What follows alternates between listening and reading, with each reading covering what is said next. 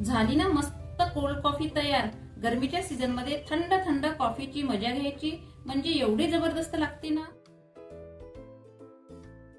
Cold coffee करण्यासाठी सगळ्यात पहिले रिकामी पाण्याची बॉटल घ्यायची, यात 2 चम्मच कॉफी पावडर टाकायची, 4 चम्मच साखर टाकायची।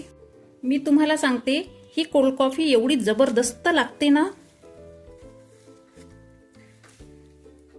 आणि थोडंसं गरम पाणी टाकायचं, मग या बॉटलला झाकण लावायचं, याला मस्तपैकी जोरात हलवून घ्यायचं।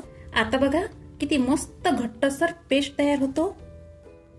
आता एक ग्लास घ्यायचा, ग्लासमध्ये 2 ते 3 बर्फाचे तुकडे घालायचे आणि सगळ्या साइडने ग्लासला चॉकलेट सिरप लावायचं।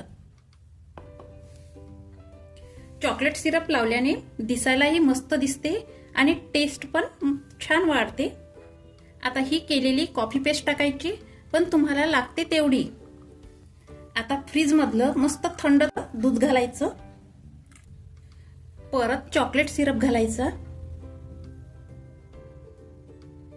झाली ना मस्त कोल्ड कॉफी तयार। गरमीच्या सीझन मध्ये थंड थंड कॉफीची मजा घ्यायची म्हणजे एवढी जबरदस्त लागते ना।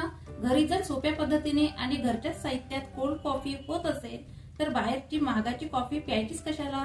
तर कमेंट्स करून नक्की सांगा। धन्यवाद।